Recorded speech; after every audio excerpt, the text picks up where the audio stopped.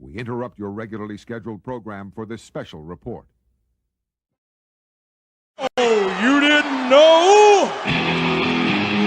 Your ass better call somebody!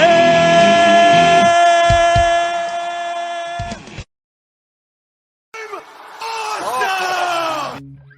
You people bought a ticket to see me, so shut up!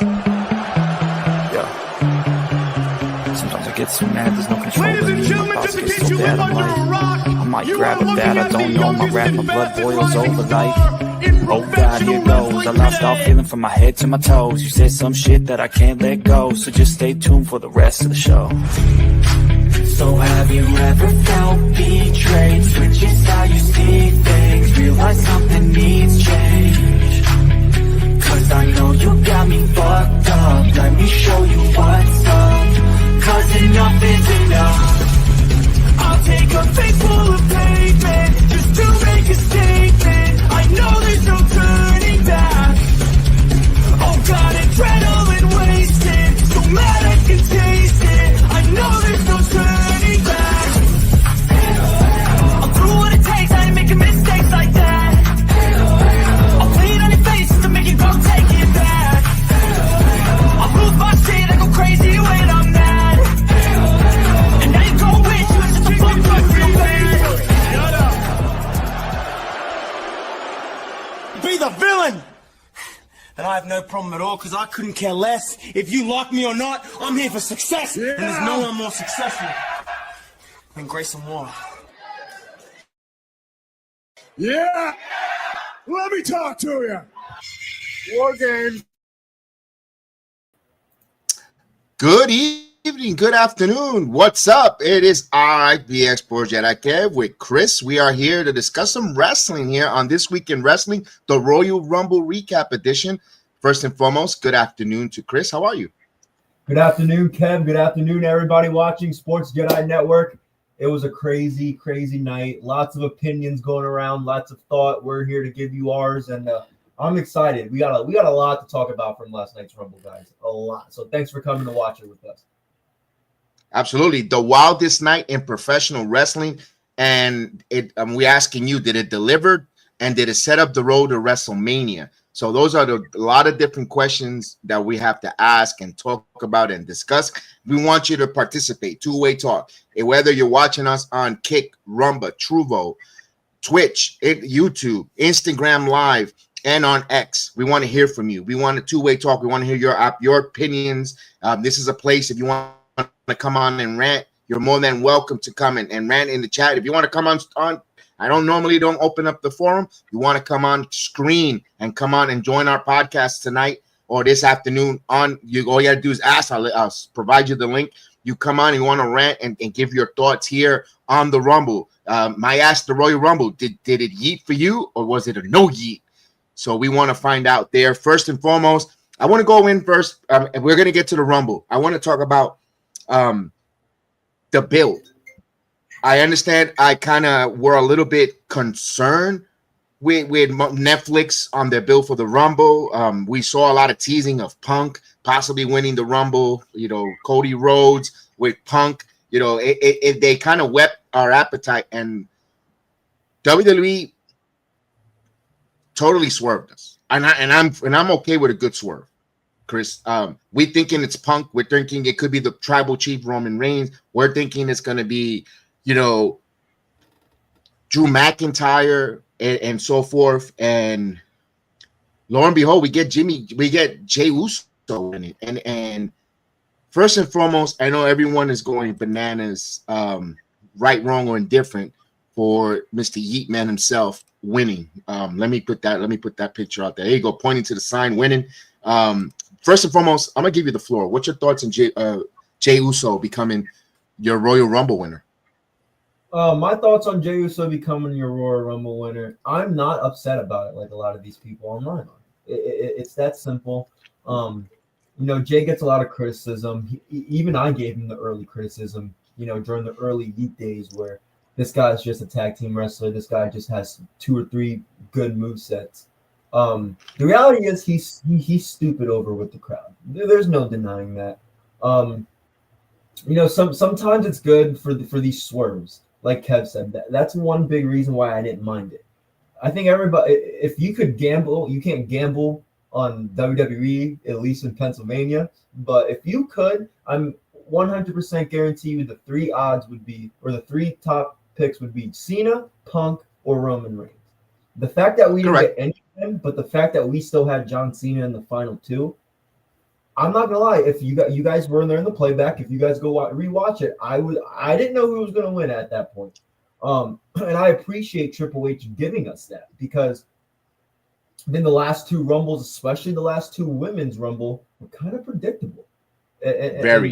Very predictable. It's this year especially. So, and I was disappointed with Logan Paul coming out at number 30. And we'll talk more about that. But for this to be the end, it did not bother me. I'm a fan of Jey Uso. I've gotten the privilege to sit in a suite when they come to Hershey and watch him come out right in front of me through the crowd.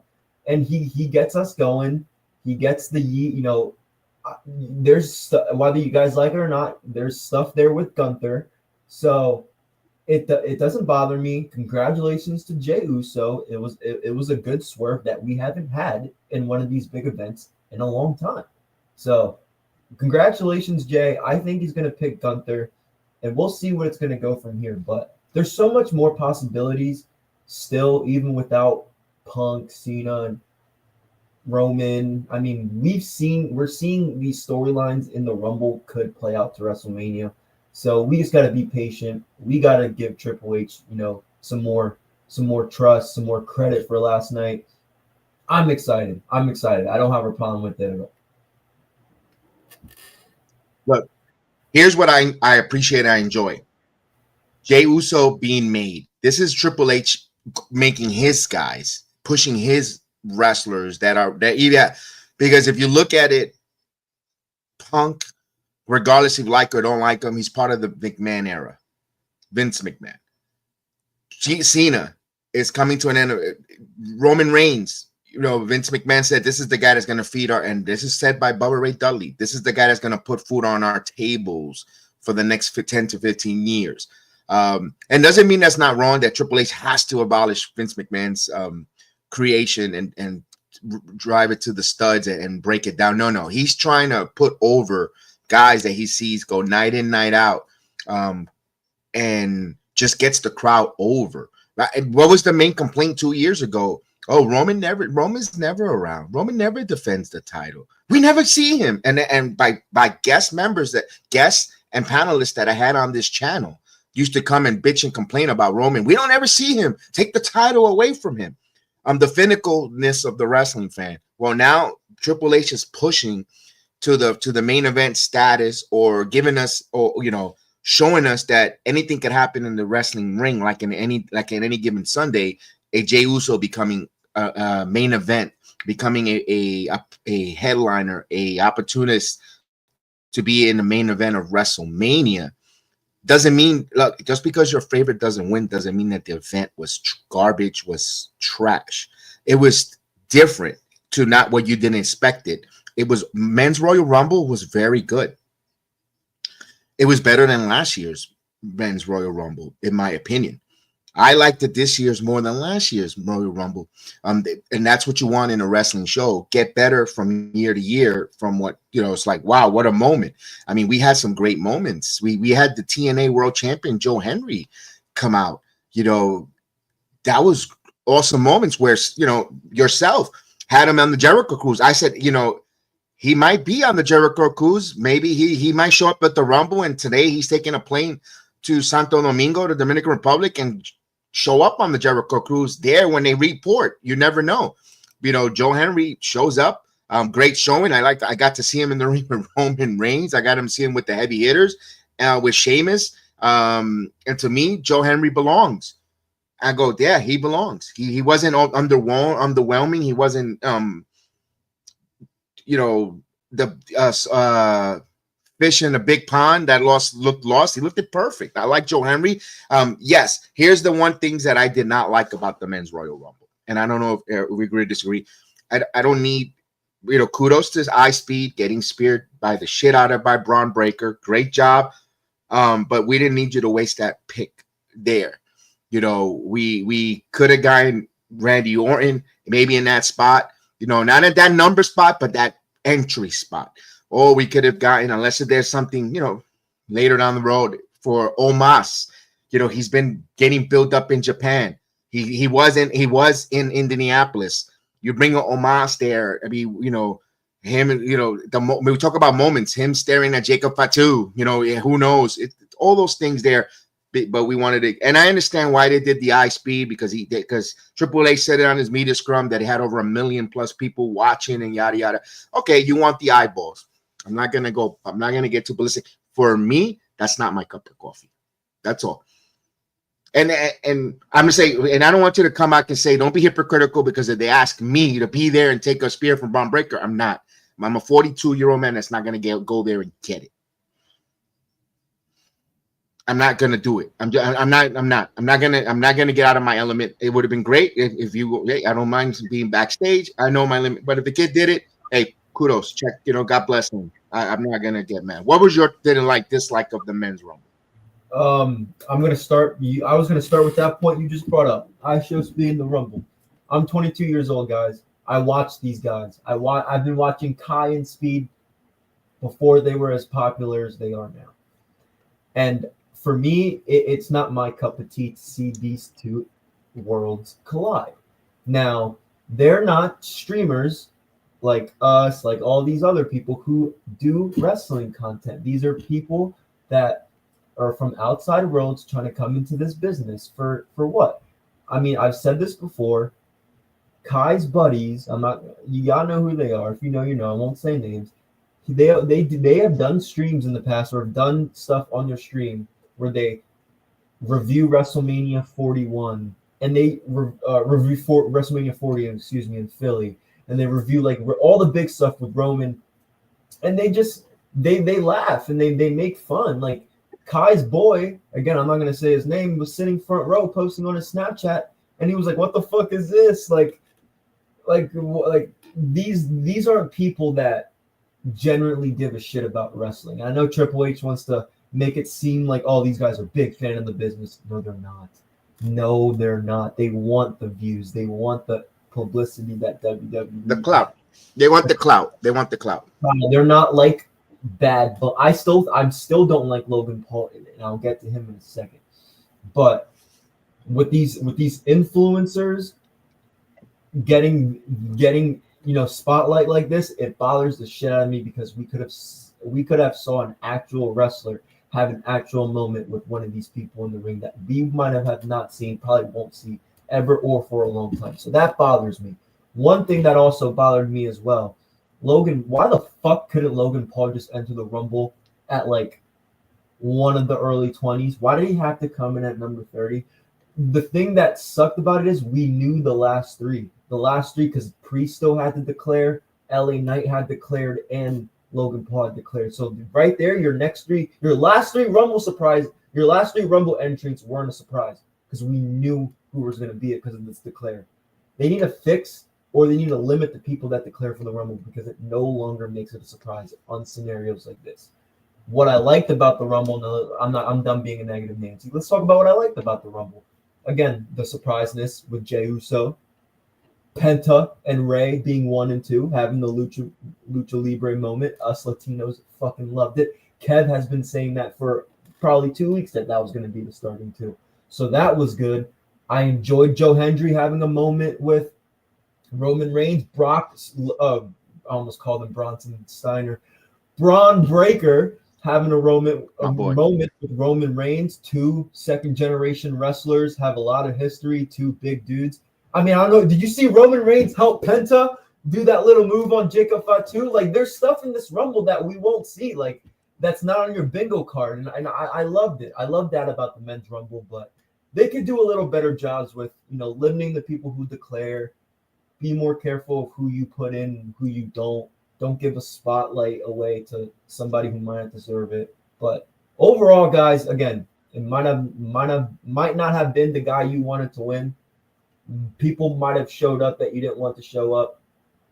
It was still a good Rumble, whether you liked it or not, in my opinion. No, I agree with you there.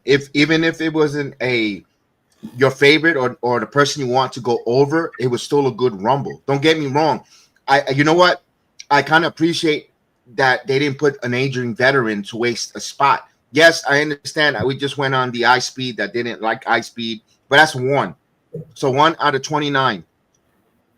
When it comes to, like you said, the last 3 entries were predictable, but here's where the swerve came.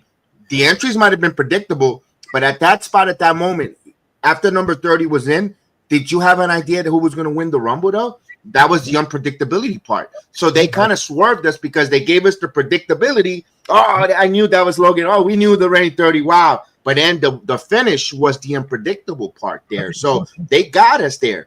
They got us. They did the 3-card Monty on us there, which was great. And it seems like they have no problem having the NXT women wrestlers in the Rumble, but they didn't have the men on that one. And we could talk about that right now with Tony. Absolutely. Let's go right there with the men. If set of eye speed, just think about 67 or 70,000 people saying whoop that trick. They missed out. Remember, wrestling is about giving us moments. It's about giving us moments that we captivate and remember with a certain event or a certain venue on a moment in time in history.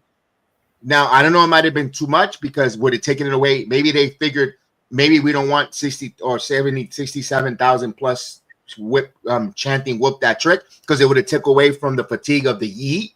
But if you I don't think so because you had Penta and Ray first. Then you had Joe Henry everyone got massive pops.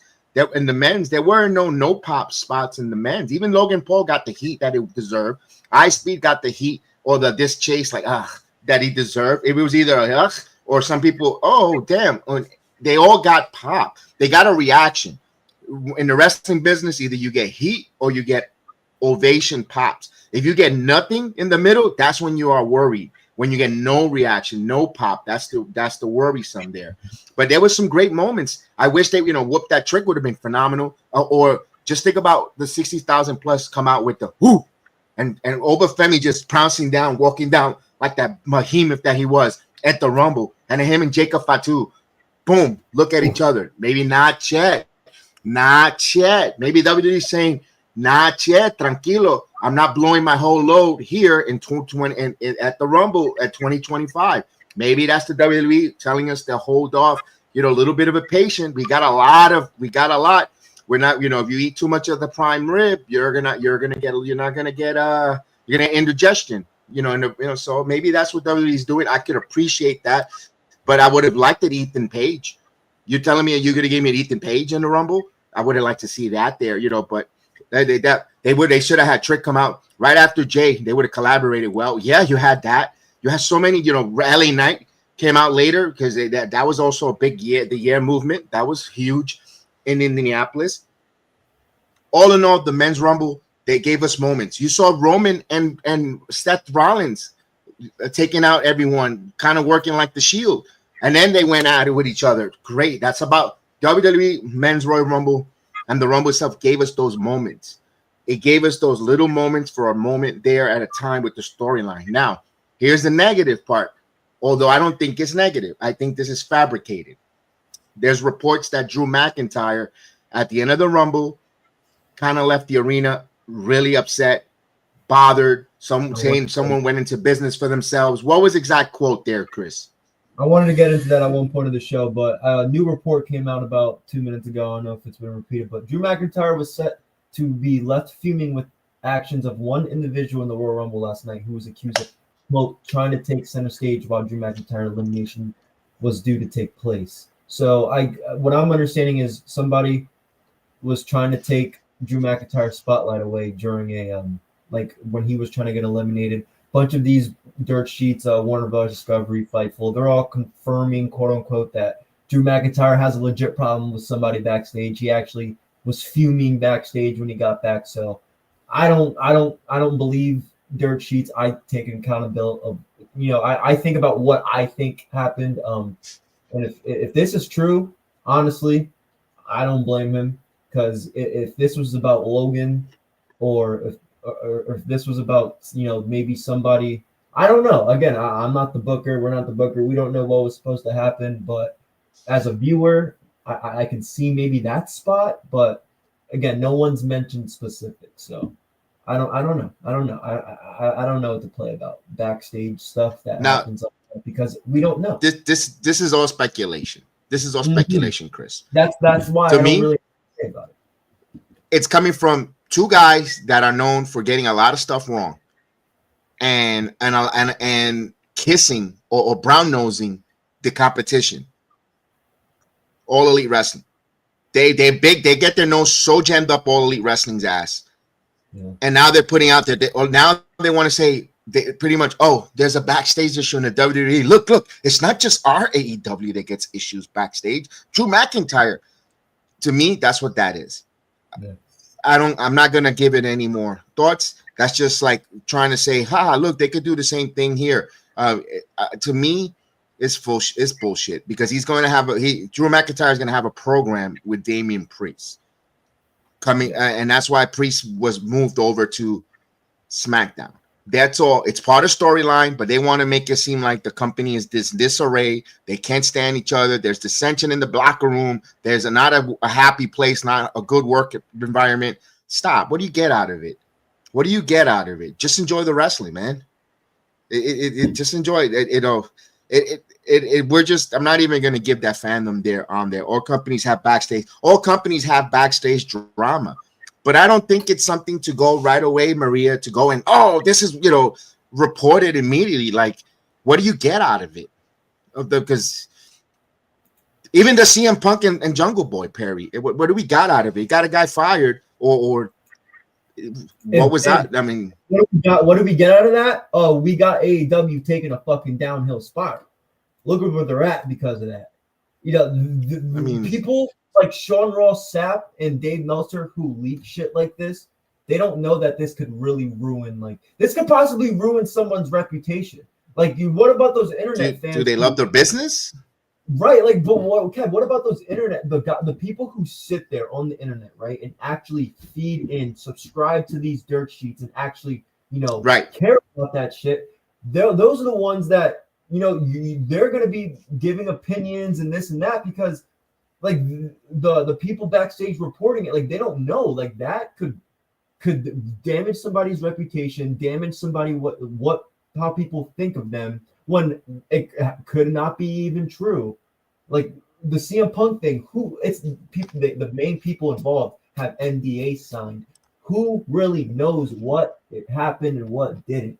That's why, to me, talking about this backstage shit just does nothing but actually does nothing at all. I don't even nothing but it does nothing. It does nothing. We just wasted 5 minutes of nothing because even if we say or disagree or agree, it's about making money. And now you know what? Even if that starts drama, guess what? Now they kind of blur it into the storyline. We got taken because we're over here. We're the one here losing countless nights of sleep because we're thinking that this is oh my god, he's not happy backstage. They're dissension, they're crumbling, and meanwhile they're all getting paid and they're all laughing because they work in even the dirt sheet writers on that. So all companies have drama, absolutely. Not everyone gets along. Look, the best companies in the world, I'm pretty sure in your job tomorrow when you get to work, there's stuff that you don't like or vice versa. So she's correct, Maria. There's always drama or issues in everyone's company there.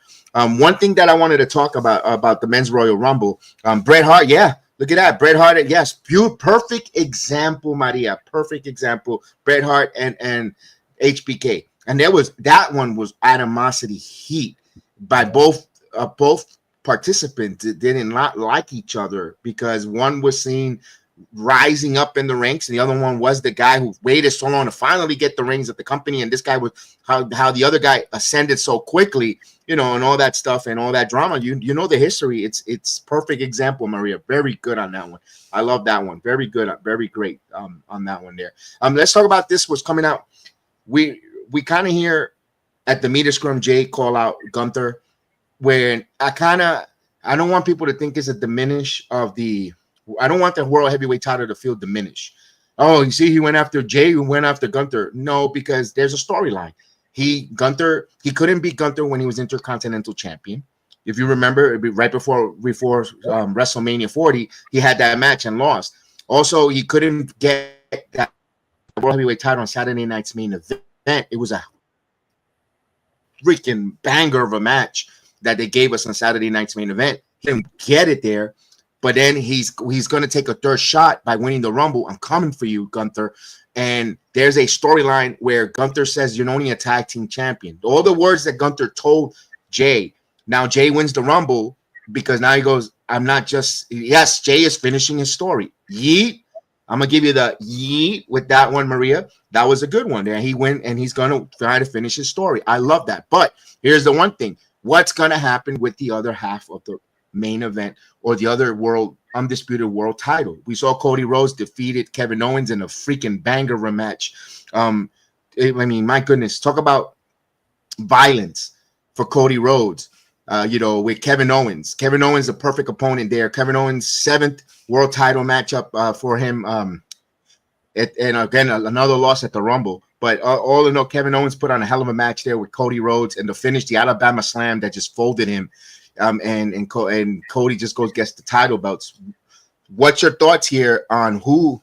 Because we got Elimination Chamber coming up in March. We're assuming by what we saw at the Rumble between Seth Rollins, CM Punk, and Roman Reigns, that triple threat there, I'm intrigued a little bit. If we go WrestleMania, if this is something I'm going to put out there, if I had the creative pencil, and we saw WWE tease this before with last year's WrestleMania, where WrestleMania Night 1 has stipulation for Night 2. Wouldn't be surprised in that triple threat, the winner faces Cody at Mania. Night 1, you're going to have Roman, Punk, and Rollins. Winner goes on the Night 2 to take on Cody Rhodes at WrestleMania, and Cody might have a match with Cena at Night 1. So Cody might have to do double duties. Would that surprise you? Let me ask you guys, wrestling fans, would that surprise you if they were to do that, Chris? No, I don't think so, because it makes sense, right? Unless you don't have CM Punk enter the Rumble and don't give him a chance at a world title, at Cody's world title. Again, I'm speaking right now as of Jay picked Gunther because I think I'm telling you what's gonna. I think he did say on the media scrum. So he's gonna pick Gunther. Now this is what kind of gets me like wondering here. So John Cena's whole approach, the way he approached everything last night, didn't take any questions, sounded very serious. I'm wondering I wonder if he's gonna end up fighting Cody at Mania, because he sounded very like, I'm waiting. I'm telling you guys what's gonna happen right now. I'm entering the Elimination Chamber. I'm winning it. I'm becoming the 17th time champion. That's what I think is good for business.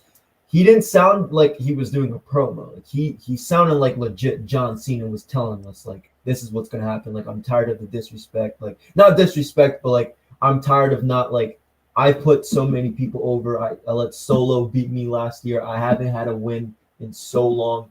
I'm doing it. This is my last year. It's about me. He sounded very serious. He didn't take any questions. That's very unlike John Cena. So for that's giving me a little speculation there with John probably winning the Elimination Chamber, fighting Cody Rhodes. However, if we go to your scenario, which I do really like it, I would not be mad if they did that at all. I would see Punk winning the triple threat, and this could finally be his way to main event of WrestleMania, because with Punk not winning the Royal Rumble, that, like, Jade not winning the Royal Rumble for you, Punk, it worries you, even though, you know, Punk's not missing, but that Punk not winning the Royal Rumble worries me, in the sense of, is he ever gonna fucking main event of WrestleMania? So that's kind of where I'm at right now. I don't know what's gonna happen. I think both scenarios are up for grabs. I think both scenarios could happen. Just the way John Cena's approach last night in the media scrum kind of has me wondering, like, is everything gonna happen? All right. Because it's John Cena. It's not just any guy doing a promo. Like, John Cena's telling us. So yeah, I'm curious, but I'm stuck on that for now. All right. I mean, that's fair. I'm not saying this is gonna be there. I'm not saying this is what I think they should do. Again, this is me just speculating. This is just me if I had the creative pencil, guys. I don't expect everyone to agree with if I had the creative pencil. And of course, maybe people say, thank God you don't have the pencil. That's fine, but it's fun. It's fun because we're not gonna agree with everyone's thought of watching wrestling. But this is the way if I had pencil and I would be creative, Cena wins the Elimination Chamber. But then it's still that unresolved issue because somewhere, somehow in the Elimination Chamber, where it comes to Punk, Rollins, Roman, they just don't eye to eye. There's something there missing. They don't like each other. They have it like, they want to give us that 2 night speculation. Look, Cody wrestled 2 nights last year. So did Roman. You put in The Rock in there last year. Yeah. I wouldn't be surprised if they do that this year in Vegas. Winner of night number 1 goes to wrestle for Cody if he successfully defeated his title against John Cena in night 1. Now here's the way I would put the finish if I had creative pencil. Roman and Seth is about to curb stomp Roman, boom, or Punk. Here comes the tribal chief is going to go for the pin, but Heyman screws Punk screws Roman because of the fake cash in the favor, gets in the way, pull the leg or whatever, and then Punk wins and goes on to the night number 2 because that's still that storyline there, that favor. Because what's the favor? It's not like Roman. He's gonna tell Roman, or what is it? The favor? He's gonna tell Jey Uso to give his WrestleMania spot to CM Punk. No, that sounds lame. That sounds weak. It's got to be something devious where Heyman turns or grabs the legs of Roman Reigns when he's about to break the pin. Punk hits the GTS on Rollins, and here comes Roman to break the pin, and he grabs Heyman gets in the way, grabs his leg, or just stands there and doesn't allow Roman to come in, and it's over, and then that's the favorite cash. I don't know. I'm just saying, going with that, but interesting there.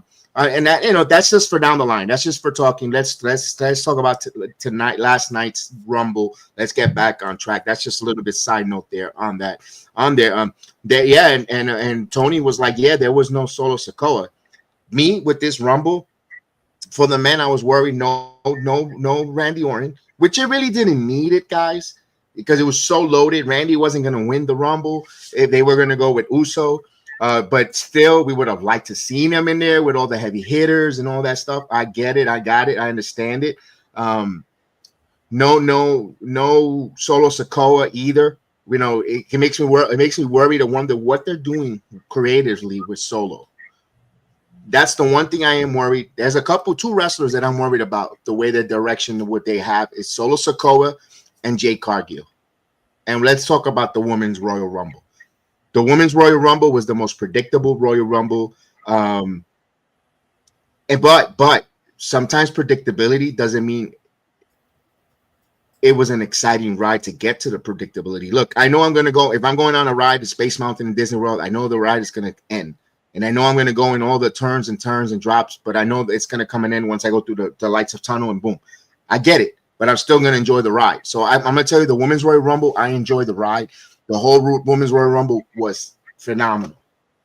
I got to see a lot of NXT representative from Roxanne Perez, the longest in the Royal Rumble, over an hour and some change. I got the graphic here. Give me your thoughts on the Women's Royal Rumble. For the second year in a row, the Women's Royal Rumble was the match of the night in the Royal Rumble event. I thought last year's was a little bit better, but this year's was phenomenal despite the predictability of Charlotte Flair winning. A lot of NXT representation. I know I only got back into NXT a little over a year ago, maybe a year ago, but I've been following a lot of these women that were in the Rumble, and to see them finally get the spotlight, it was good. They got a reaction. I don't want to hear people say that WWE main roster fans don't watch NXT, because at this point, that's bullshit. Bullshit, because Joe Hendry arguably got the biggest pop of the night. He hasn't appeared in the main roster. You all cheered for Jada Parker, which surprised me, not because of what's going on, because of how many people in that stadium watch NXT.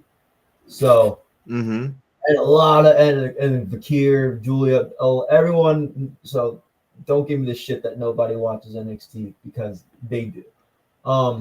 That I enjoyed all the. We had a moment NXT versus the main roster. That was so cool. I thought That was dope. I thought they kept up very well. All the women, if you look backstage, they all looked like they had the time of their life. From Natty getting eliminated right away, for her taking pictures of everyone on stage, like it was so good. Like being in the women, I feel like genuinely had fun last night. I can't say the same about the men. I think the women had so much fun doing what they did. Trish Stratus was not on my bingo card. Neither was I. She stood in there a little longer than I thought. And she did not look out of place. No, she did not. Because there was at one point in the Rumble where I forgot she was even in. And because she blended in with Eric, like punch. I was like, I didn't even realize I was like, is Trish Stratus still in this thing? Like, she was great. Shout out to Trish. She got a fucking pop. I mean, all the unks, that's all the unks childhood crush. So no, but and her, I'm not a fan of Nikki Bella. Y'all saw our reactions about it. But hey, did we expect Nikki Bella to come out at number 30? Hell no. So no. A lot of the women's Rumble was great this year. Good moments. I enjoyed it. The entries weren't as predictable. The only thing I thought that was predictable was Charlotte winning. Right? I didn't think the entries were predictable. I didn't think the 1 and 2 were predictable. I didn't think, even though we've had a lot of women declare, they came in random orders to where, like, is it going to be a surprise? Oh, okay, she already declared. Is it going to be we didn't have that for the men. So good job by the ladies. Second year in a row for having the better Royal Rumble. I enjoyed it. Now they have a lot. And the last thing I'll say before I let Kev go, now I'm happy for the women. Now they have Charlotte back, Alexa, Nikki, Becky will be back. They have Rhea, Tiffany. I mean, women's wrestling might have just picked up after last night. So bravo to you guys. I'm excited to see what's going to happen for the women in 2025. Yeah, definitely. Me personally, the one thing I would have switched out, like you said, the 30 entry. It put her in an uncomfortable or a unsatisfying position to bring Nikki Bella out at 30. Listen, we were like, because we were like, we didn't want, it was a bad situation for her to be at 30. I don't know who the hell we wanted to be at 30. I don't remember, but it was her. It was like, we wanted Jade. I wanted Jade Cargill. There we go. Now I remember. Because I knew we wanted Jade Cargill. I knew we weren't getting AJ, so I at least wanted Jade Cargill. Yeah, there was some hopes on our watch along. And by the way, if you're listening to us, we do watch alongs every wrestling event, every wrestling on the playback TV. Playback TV allows us to show the footage while the watch along is happening, while we're conversating and having a conversation. You get to see it. You're not just looking at us right now. Like right now, there's nothing going on but us talking. And of course, you see the nice background, but you actually see the event. So come join us on the playback. We used to be on YouTube for the watch along, but we want to show it. I know you guys want to see it too. Some people want to see while it's happening. Sometimes and the great thing about last night's Royal Rumble, no one was ahead where we had spoilers. Like normally when we used to do it on YouTube, someone already knows who came in, and when we're all watching together on YouTube, some guys had their stream ahead of us, and they're like, and they're like, what's going on? Oh, so you'll see. No, everything here on the playback was right instantaneously. We all got to react instantaneously as it happened. I appreciate that. I would have swapped. The one thing I would have swapped for 30, and she got one of the biggest pops of the night, and I don't think the crowd will be let down or boo if we would have got Alexa Bliss at 30. If Alexa Bliss would have came out at 30, the crowd you would have not gotten let down, because look how she came out. Homage to the Fiend, and homage to the Uncle Howdy, the Wyatt Six, where she came out with a new version of Lily Doll. I don't think the fans would have gotten disappointed or underwhelmed her at 30. And I hate that they put kind of Nikki Bella in that. And I understand why they put a Nikki Bella probably at 30. She's not conditioned to go that long. Or with the ring, cardio, if you put her at the spot as Alexa Bliss. So I understand how they protected her there, looking at it now and looking at it as a, I guess, a mature, responsible wrestling. If I were to be put in those boots, which, no. and my point is, put her at 30, kind of put her in a little bit of a pickle for Nikki Bella. But it was good to see Nikki Bella. I think Nikki Bella stays in the WWE now. I think she's going to be part of the roster. Man, I don't know for how long. I think she's going to be a performer. I think she's going to get the wrestling bug. I think she's going to stay wrestling. She's not old. And Trish Stratus, I was one like, but then when she won me over on the Rumble, you know, she went over without going over. I loved her in the Rumble. She was the Stratus faction. She worked in there, worked so well. Great to see her there. Of course, me living in Orlando, Florida, Terrence going every week to NXT, me watching all the 2.0, being there in attendance week after week at the Performance Center.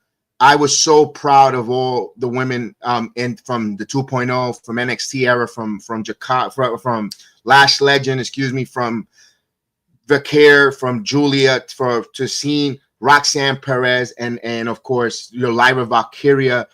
It was great to see those women in there and performing so strong. And what's up, Luther? Salute to you. How you doing? And I enjoyed seeing all those ladies there, and they stole the show again for 2 years in a row. Yeah, the Women's Rumble, although predictable, was fun to see again the exchange between. And there's a nugget, guys.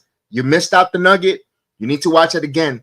The hug between Jordynne Grace, who now is officially part of the WWE roster, with Naomi, and the way Bianca snapped at Naomi. There, keep an eye on that nugget, because we remember that she came out kind of heelish there with like, what are you doing hugging this? You know, it was like, ooh, you need to see that moment. It was a fracture of a quick moment, but that whole demeanor, because earlier in that night, we saw Montez and Dawkins come out to interfere in the 2 out of 3 fall matchup, kind of heelish, becoming a heel.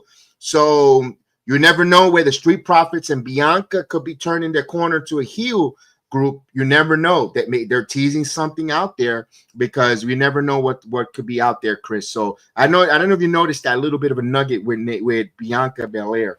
Did not even know that took place. And if that because they had their Jordan and Naomi had their moment last year. It was cool to see them get another one this year, but yeah, keep an eye on that. That I didn't know that. I might have to. I wish I could. Well, it's on the playback. If you go to the playback on clips, you'll see that clip. Unfortunately, the minute I put it here on YouTube, WWE, it's copyrighted. You're not supposed to show it. I would have loved to show it. I like to show proof, but again, once you're on the tube, it doesn't allow it to show. So I wish I could show the footage, because we had it. I clipped it because that's one thing we're allowed to do on the playback. You could clip our moments. You know, you don't have to go back and work on it and post it. I don't have to work. I don't have to pretend to go, you know, like I'm surprised. It does it automatically, so you get a genuine surprise. Heather, what's going on? Heather, hope you're doing well. No problem. You on another channel, but I bet the other channel didn't show the footage.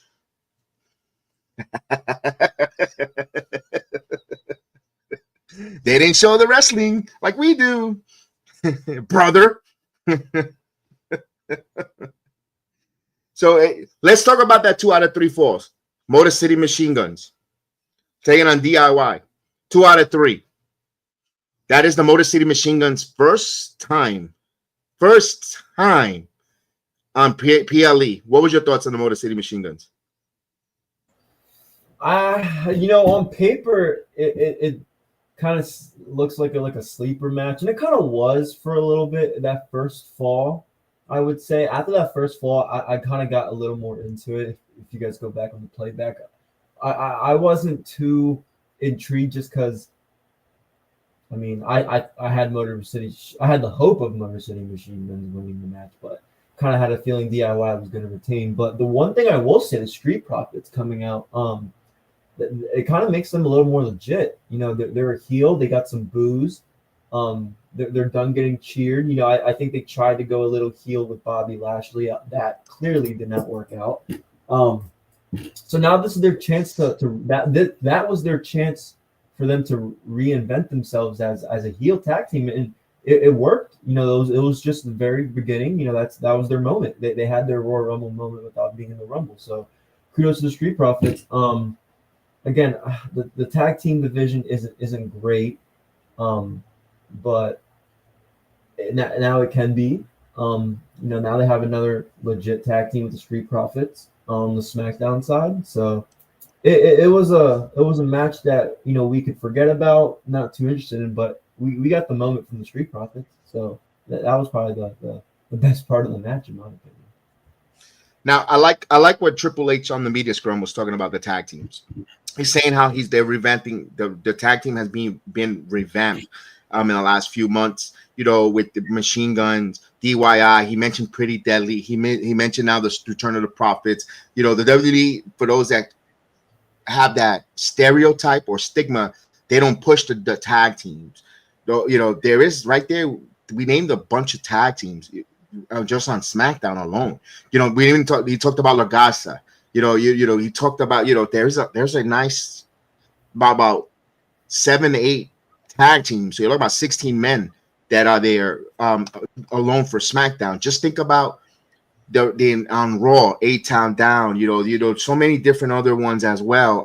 Moving over because they felt like they had a lot of tag teams. Although everyone is pushing that A-Town Down is going to split, which is kind of teasing for NXT. But I like the fact that they're pushing that tag team in on SmackDown, tag team wrestling. We'll see where that goes there with the Street Profits. Do they finally get the world title, tag title? To me, if they're going on the heel side, what does that do for Brandy, aka B-Fab?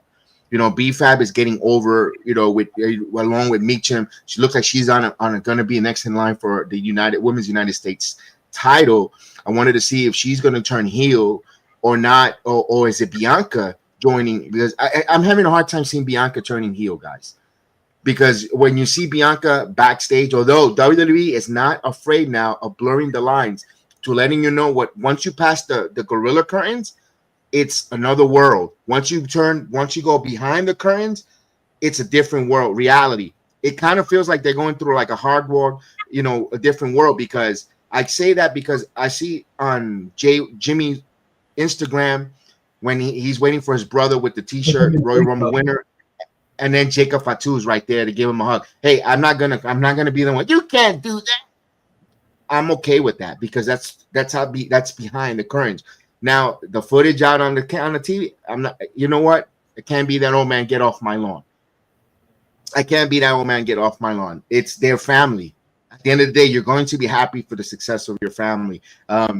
Should they wait it? Maybe, maybe not. Who gives a shit? To be honest with you, at the end of the day, who gives? Their family. It's a tough one. It's a tough one there. It's a tough one, and look, I could see where the wrestling in a wrestling fan in our world, kayfabe. First off, that shit's been dead forever. Give it up. For Jacob. A lot of you guys aren't familiar. When I mean you guys, I mean the wrestling space.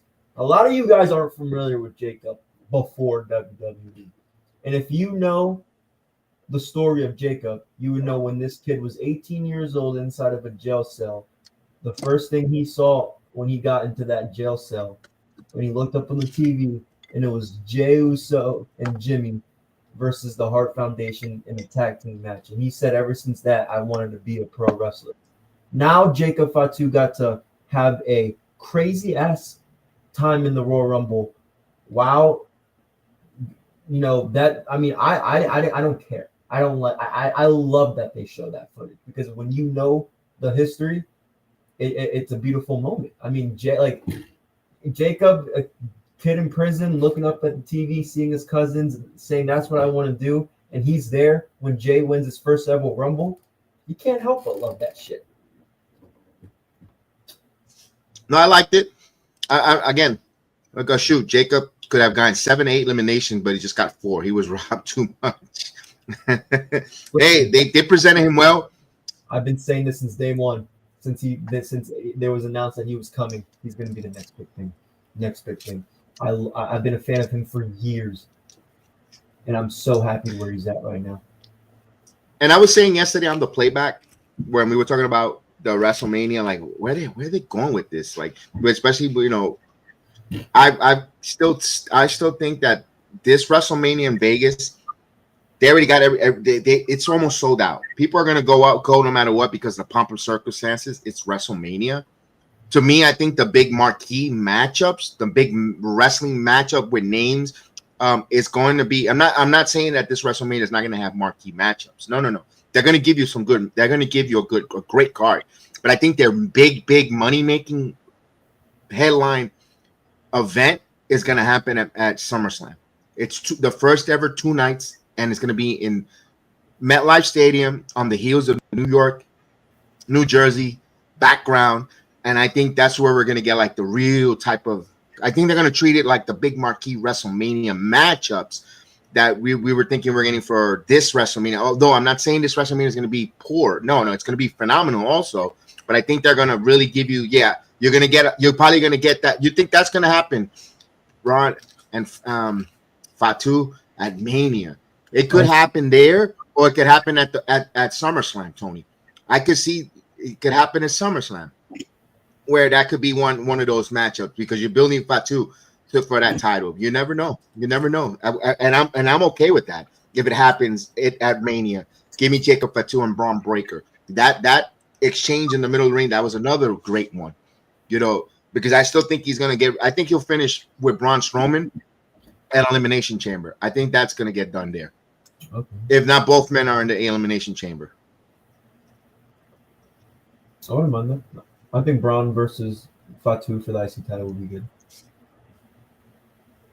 We'll see because I think SummerSlam is the one they're going to build it. Where I think if John Cena does win the Money in the Bank, which everyone is implementing or thinking that he might win, he'll be one of those honorable cash in at SummerSlam where John Cena says he's going to, instead of being that sneaky John Cena, he's going to come, he's going to announce, because he's the only man in history to ever announce when he's cashing in ahead of time to his opponents.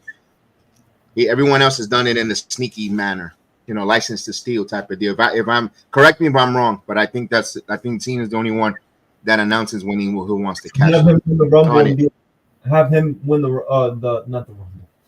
have him win the Money in Bank and be like, all right, Cody, we're having the match, this, and this, and this. Let's go. And then build it up from there. I don't know. Tony says, hey, we forgot to talk about someone who we haven't talked about. Hasn't talked. Who's that? Who's that? Who? I'm interested what's going on with Bronson Reed. Bronson Reed won't be back, though, for a while. He still says he can't walk yet. He still can't put weight on his foot. He hasn't. Yeah, he's giving up an update on that, man. I can't wait for Bronson Reed. You know what? He would have been pushed big time in this Rumble if he was there. I don't think he would have won it, but he would have been there with a lot of eliminations and a lot of that would have been great. So, one thing I was surprised about the men's Rumble, I was surprised AJ came back last night with his old theme song. Oh yes, let's talk about that. Yes. Yeah. Let's talk about AJ because I saw some things. Could we get an AJ Styles and Logan Paul match? That's what a lot of people would like to see that. Because the thing about Logan Paul is so not to go back on the influencer stuff, but and I don't want to sound like a hypocrite, but let me give you context. If you know Logan Paul, you know that this guy is an athlete who can do shit like this. And he's actually in the Performance Center with Shawn Michaels and some of the respectable coaches in the NXT, learning the fundamentals, So for Logan Paul, I will actually give him a pass because it's not like iShowSpeed that just went out there. No, Logan Paul putting the hours to learn the fundamentals. I mean, he saved Rey Mysterio's neck. I don't give a shit what you guys say about him at this point. He knows what he's doing. So he's had matches at WrestleMania with Seth. He had his first one with Rey Mysterio. He had a big match with Rey Mysterio, had a big match with Roman Reigns. Yeah, I wouldn't be surprised if we see AJ Styles versus Logan Paul. I think that would be a good match. I think this would be a good match for not only Logan Paul to get more credible names under his belt, but for AJ Styles to dip his foot back into wrestling after injury and putting a young guy over. This is a match where AJ obviously can take the lead and all that stuff. So I think AJ Styles would probably be my opponent, or Logan Paul and AJ Styles would probably be my match for him if I had the pen and pencil. But yeah, what did you think about AJ Styles coming back? Because we didn't talk about him at all, and I forgot. I like to see him in the ring. I like the way he moved. He showed that his leg injury, he looks like totally healed. He did a couple moves there, and I didn't get to see a Styles clash though at the Rumble, but that's okay. He didn't get to do that, but that spot there when he was going to leapfrog and do the phenomenal forearm where Logan eliminated him, he landed on the floor, and I was like waiting and seeing, and no, he bounced like a like a spring chicken, like whoa, he's good. Your first ring in action, and you could either tweak something or whatever. No, he passed that test.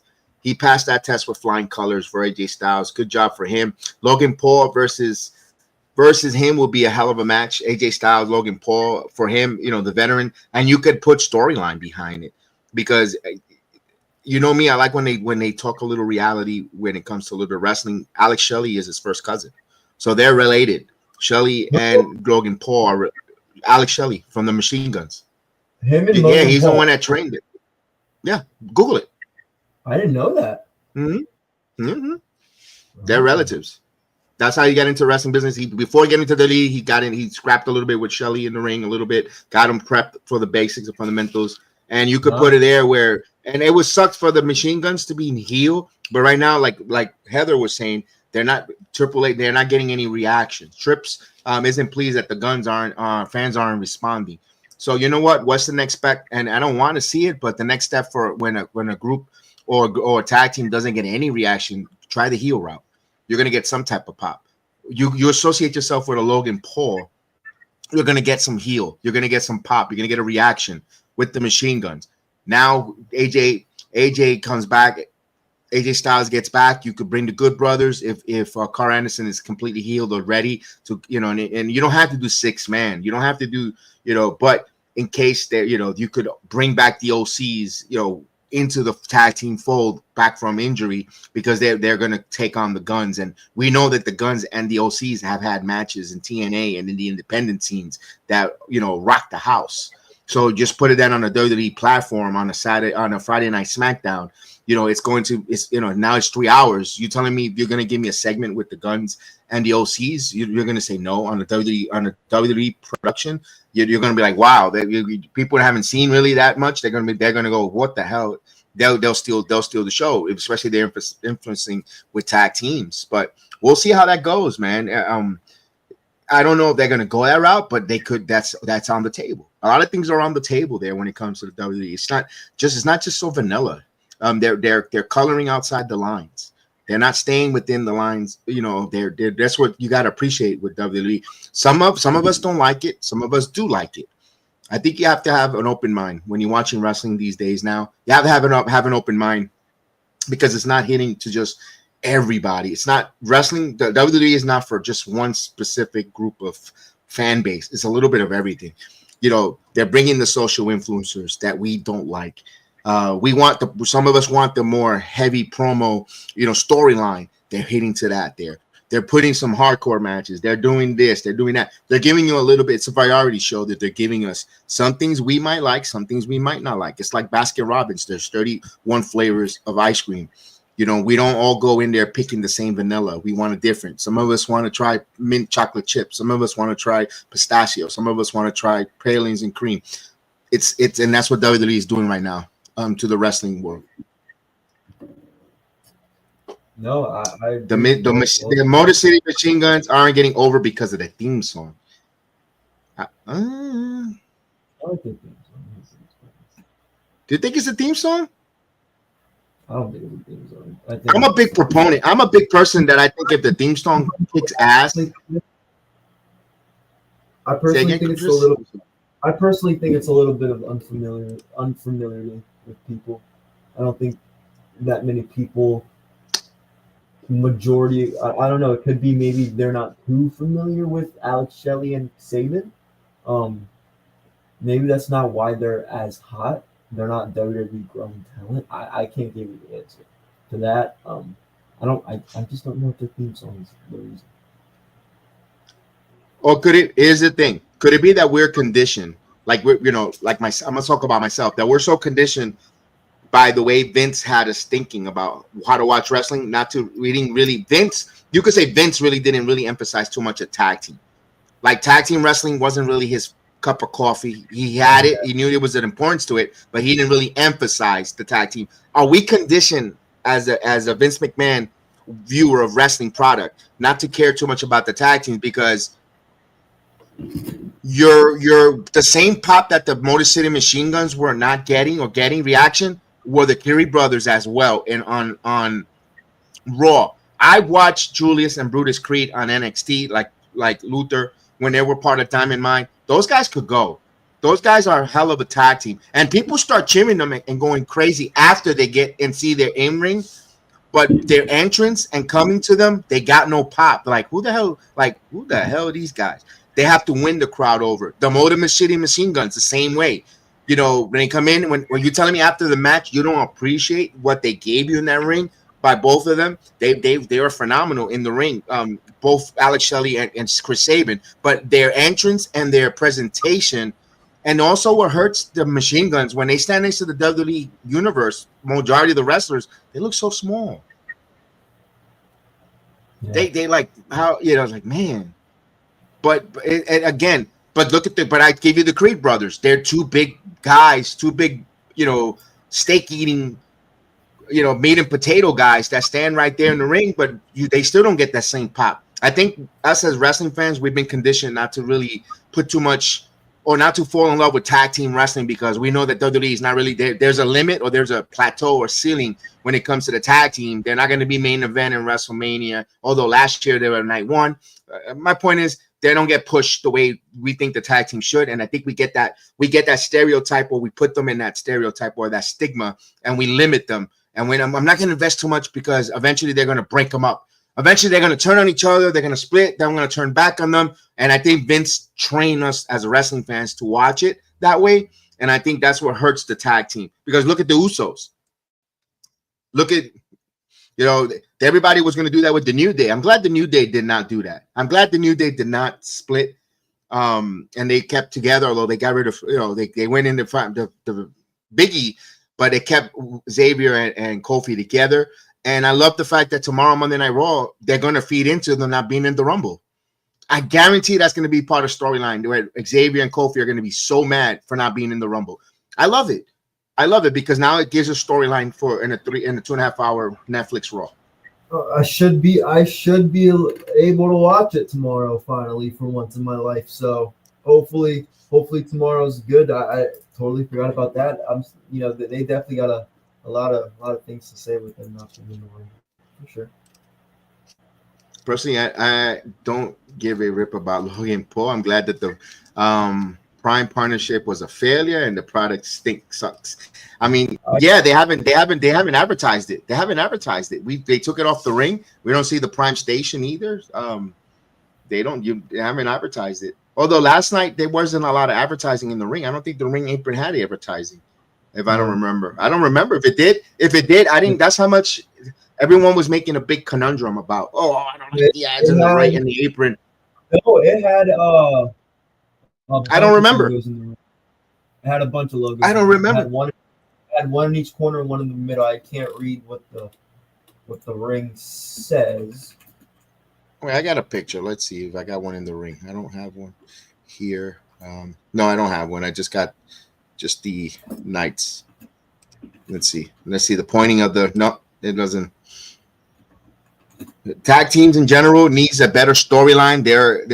We are going to get Punk calling out Logan on Raw. Oh, you think that's going to happen? Oh, they announced that, Tony? Did they announce that? Punk calling out Logan Paul? Yeah, Logan Paul's on Monday Night Raw. AJ Styles, although the transfer window supposedly comes to a conclusion tonight. It was the two corners had Xfinity, in the middle was a Cricket 5G. That was the sponsor, Cricket Wireless. I didn't even notice it, guys. That's how much people remember the first night on Netflix. I hate the ring. I hate the sponsors. It's because it was Prime. Say again, Chris? Was in the middle. Okay. I didn't remember any of the sponsors. I couldn't really. Didn't really. And he goes, no, I was just assuming since he eliminated Punk. Okay, Tony. I don't know. I'm pretty sure there were ads. All right, but we didn't notice it. You telling me I didn't know what ads were there? Again, that's just us. That's just us going out of our way for. We get used to it. We get so blended in and so used to the ads on the ring, on the apron that we, it's just like everything. You get conditioned. I think like that's what. And again, back to the tag team. That's what Vince had us convinced or conditioned not to really give two cares about a tag team. They're not going to stick around too long. They're not going to team up together. They're going to turn on each other. They're going to go against. And I think that's what's hurting tag teams like the Guns, the Creed brothers when they come up, Los Lotharios, because he also used to make them as jokes. Pretty Deadly. Could Pretty Deadly drop the disco ball and be more, that Pretty Deadly that we saw in NXT UK, please. They're still dressed funny. They still do all the Yes Boy and all the goofy stuff. But the disco ball, they never had a disco ball in NXT. They're not supposed to. They're not. You're trying to make them Austin Powers. They're not. That's not Pretty Deadly. They're not. That's not them. Chris, anything before we get going out of here? Before we say goodbye here? Anything throughout the week? Other wrestling shows? We know we got something set up. I don't want to switch gears, but I would love to talk about one thing real quick. Kev. Yeah, go for it. Kev, do you think it is safe to say that Roman Reigns and The Rock will not be happening ever? Because that's all I'm seeing on Twitter. And I wanted to get your opinion on it because we talked a bunch of they want that now? They want that? No, that's what you're telling me? That's what Twitter wants? They want right. So I'm just gonna read you a couple of tweets. I'm not gonna say the names, but I'll read you a couple tweets. One tweet says, I think it's also safe to say that Roman versus The Rock is never happening. WrestleMania 41 was the last time, or WrestleMania 40 or 41 this year was the last time they could have pulled it off, and now it's over because The Rock didn't appear. This one said, am I the only one that thought The Rock was gonna be Tozawa's replacement? No Rock, but we get Cody Rhodes or Logan Paul at 30. Yeah, so I mean, everyone, Rock and Roman's not happening. It's official. So what do you think? Do you think The Rock comes out at some point before Mania? Because everyone's saying a lot of the WrestleMania plans kind of depend on The Rock's appearance. What do we see happening? And you guys in the chat too. You guys are more than welcome to put it up. I'm curious. What do you think's happening with The Rock this year? Is he gonna? I was gonna go grab it. I got the Rock toy right there. I got the Rock action figure right on the wall. I raised the people's eyebrow. I'm a Rock. I am to me, I love The Rock. Big guy Dwayne The Rock Johnson. To me, is The Rock telling the wrestling universe, fuck you. He's been using that colorful language. He wanted to do Rock and Roman last year, but the crybabies made him pivot. Then not only that, he's got someone on Sirius satellite radio slandering him and talking negative, so negative, calling him an egomaniac, just crapping on him 6 days or 5 days a week from 9 to 12. They're calling and just disparaging The Rock. These guys hear that. Agents hear that. The wrestling community hears that. The wrestling and the disrespect that Dwayne The Rock Johnson got last year, regardless of the fact if you think he was hijacking WrestleMania or not, it's a way of telling you know what? Like he told Cody, fuck your story. Now he's telling the wrestling community, screw your story. I'm not wrestling my cousin at this WrestleMania. Now, is it going to happen? SummerSlam. Again, I go back to SummerSlam. When SummerSlam is supposed to be the biggest, they're going to make it a big opportunity for 2 nights SummerSlam in New York, at the Meadowlands or MetLife Stadium. Aging myself. And I think they want to put headlines there. I think that's where The Rock will wrestle. I'm glad he's not doing it and you know what? Like you said, either we truck through or we pivot. And I'm glad The Rock is not going to give the wrestling fans that, because also let Cena have WrestleMania moment. Let Cena have this WrestleMania. The Rock does what The Rock wants. The Rock does what makes money. Rock, people tend to forget this man made himself a billionaire with $7 in his pocket. Everybody likes to crap on him. Everybody likes to say that he's selfish. No one was with him when he only had $7. Okay. And now he's a multi-billionaire. Remember that.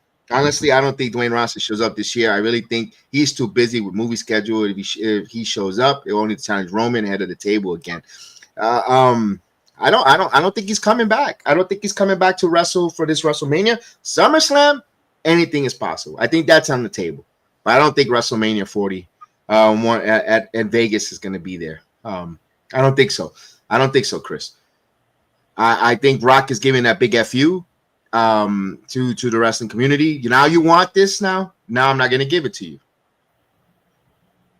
I'm not going to give it to you. I agree. I mean, do you blame him?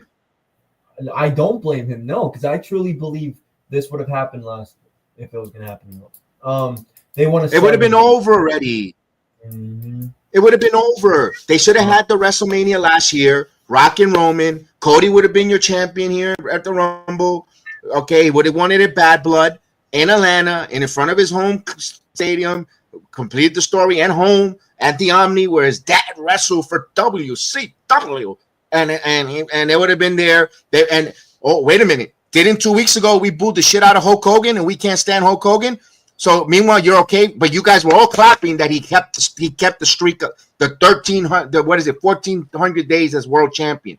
You can't stand Hulk Hogan, but meanwhile, we had a chance for The Rock. We had a chance for Roman Reigns to break that record. And you know what, Hogan? We're gonna put you underneath. We're gonna shoot you away from the record books. But now Hogan is on the record books as the longest reigning post WrestleMania champion. It could have been Roman, but everybody wanted Cody to finish his story. Cody needs to finish his story. Yee! Again, I wanted Cody to get the world. I'm on this. I don't let it go. I don't let it go. I don't let it go. Cody should have won it after he would have broke Hulk Hogan's. After Roman broke Hulk Hogan's record. After Hogan's record was smashed by Roman Reigns, that's the longest post WrestleMania champion. Cody let usher in the Nightmare era. That would have been perfect, but no, they wanted it now. Guy, a pensioner, 55-year-old man, on Busted Open went on a tirade, got everybody pissing, changed the main event. Now everybody wants. Oh, I don't know. We're gonna get Cody and Roman. I don't know. We're not gonna get Rock and Roman. I don't know. We're gonna get Rock and Roman. We had a chance to get it out of the way, put it away. The same guy who is responsible for not getting us that match last year, Dave, and I tweeted at him today. He literally said a couple weeks ago, this guy goes on Busted Open and says, so The Rock and Roman Reigns are fighting this year. Go listen to Busted Open after the Royal Rumble that he dropped 10 hours ago. And David LaGreca says, and I quote, WrestleMania 41 does not need The Rock. Sorry, Dwayne. We don't need you this year. But you literally said a couple weeks ago that this year we're going to get Roman versus The Rock. But you're the reason, Dave, why we didn't get it last year. Like Kev said, this match could have been over, and everything Kev said, I agree with. I agreed with Kev what he said before I even became a part of the Sports Jedi Network, guys. I don't think to this day, that main event should have been changed. There was no problem with Cody Rhodes going to fight Seth Rollins, and I don't want to talk about last year because that's in the past, but it has to do with this year, because if I'm The Rock, I'm gonna be honest. I'm telling Triple H, look, you had the fucking chance last year, and I think he did. I wouldn't be surprised if he says it. You had the chance last year, bro. Nope. WrestleMania 40 in Philly, and you could have, instead of I had to work a tag team match. So fuck you. Like, I don't blame The Rock, but Dave LaGreca, you just got to make up your mind on what you want and what you don't want. Because you say no, and you can't say we don't need The Rock, because if The Rock shows up, it draws eyes to the product. Even like Heather says, even if it's a cameo. Fucking the disrespect that Dwayne The Rock Johnson gets from you make it seem he gets like the Hulk Hogan disrespect. And Dwayne The Rock Johnson has never said anything negative or racist or whatever Hogan is being accused of, going into business for himself, crushing wrestling careers. All we see is Dwayne The Rock Johnson do, and they tell you they'll tell you who you are when the cameras are not around. How many stories we've seen The Rock come out, or Dwayne Johnson, not The Rock, Dwayne Johnson come out, and this has nothing to do with the wrestling business, but they see a person buys a truck for a person with a story, listen, or buy certain groceries or a house for certain people and so forth. Things that the camera, nothing to do with the wrestling business, but all in all. And meanwhile, he always does is come back to a business that saw him where he grew up in. Okay, with his father. His father was done shit dog shit in this business. The Soul Man Rocky Johnson was treated like shit in this business. From Vince to all that, they were, and even you could even say a little bit of the Mayavias prior to The Rock getting over were treated like, the one that broke the barrier of the Samoan dynasty there, you could say was Rodney, aka Yokozuna, becoming the world champion with an Undertaker recognizing and becoming world champion going forward. The wrestling business, but prior to that, didn't treat the Samoans so great. They were always an entity, like an exotic animal in the zoo. They weren't the main attraction, And for the people to just put that disrespect on The Rock for when he wants to come back, I'm glad he's part of the board member. I'm glad that he's making millions and millions of dollars, billions of dollars, part of the WWE, and they gave him all that creative on it. I mean, man, it sucks that because the guy decided to do movies and do the Hollywood. I mean, he wanted to make money where he doesn't have to be 55 years old or 60 like half of these wrestlers with their in pain. Look at, and again, poor, and by the way, this guy should be in the Hall of Fame, and I hope he gets into the Hall of Fame. Lex Luger, the guy is in in a wheelchair, man. This guy was the total package, regardless of the fact that it was self-inflicting, whatever the case. We're not here for that. But Rock had an opportunity to go do movies, so he don't be in a wheelchair. Look at Stone Cold. The guy wakes up in pain. Yes, because of the business. And you guys getting mad because he decided to do movies and go do wrestling, do movies. I mean, yeah, I'm a Rock fan as you. Unfortunately, Dwayne made a few bad movies lately, and everyone's jumping on the anti-Rock train. But who cares about them? It's a movie. It's like the wrestling. It's like wrestling. They had a terrible match. It happens. They have a couple bad movies, but do you blame him for making money where he doesn't have to put his body on the line and it's retiring. Why? Cena's retiring for that reason. He's retiring for that fucking. Why do you think Batista's not wrestling? He retired for that reason. Roman Reigns is next. Seth Rollins and Becky Lynch are next. They're not going to be the last ones either. Like, it's going to happen. Seth Rollins and you're signed tomorrow. Triple H dabbled into that. Triple H dabbled into that world. Remember, he had a cameo. He was in that movie. He was in Blade. Triple H was in Blade. Hulk Hogan. The Miz. Trying to do Thunder in Paradise. The Miz with the terrible Marine movies. But he has his own show. DiBiase Jr. They all dabble into something outside of wrestling because at the end of the day, that is not mattresses that they're wrestling on. That is wood. That is piece of wood. That is wood with canvas apron that hurts their body. Yeah. Triple H can't act. I agree with you there. Yeah, I think the Pomeranian had more. The Pomeranian in Blade had more charisma than Triple H. Yeah. What was the show that back in the day? Where I think it was a scene where like the little kid calls him, "Are you Triple H?" No. What do you want, kid? Like, hey, you're Triple H. Like he was a bad actor. I think it's a Chaperone. Is it the Chaperone? Something like that. I'm only calling that. I'm younger than probably most of y'all, so.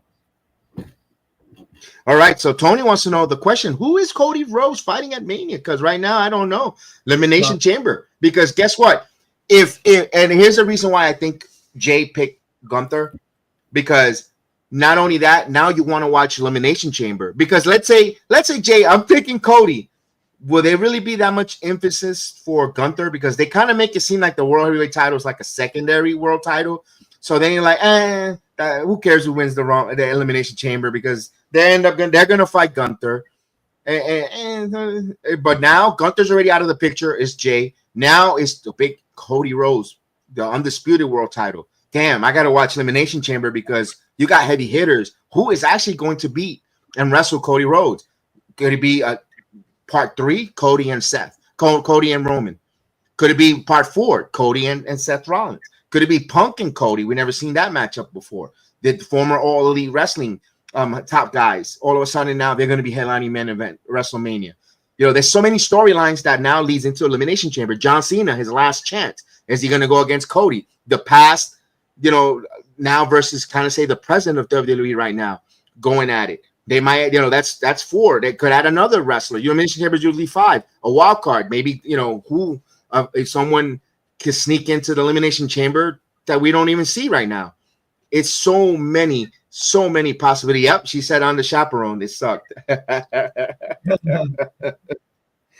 I got Cody and Cena, but it's just me. I could see that there. I could see could be Cody and Cena. Yeah, I agree with Heather. I think it's going to be Cody and Cena. Again, Heather, if you watched John Cena's approach, his tone last night during the media scrum, that's kind of that's where I'm at right now. I want to hopefully, because Cena said he might not appear on Raw, guys. Remember Kev, he said whoever's in the Royal Rumble got a month to prepare.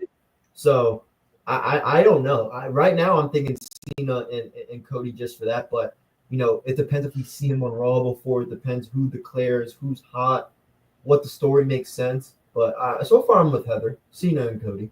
I think that's who Cena or Cody fights at Mania. And I think he loses. Now, here's the one thing I'm going to tell. Here's the one thing I'm going to say. Even if the Elimination Chamber seems predictable, guys, let's see how we get to that How do we get to that predictability is the story here as a wrestling viewer.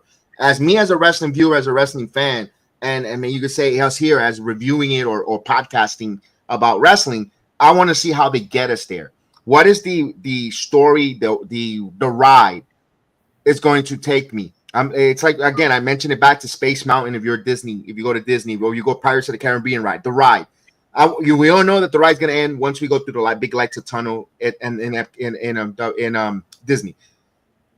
I want to see how you get me in that ride. How do the turns, the tops, the turns, the ups and downs, the ebbs and flows of the predictability that the ride is going to come to an end, and we don't know the outcome. But I want to see how you get me there.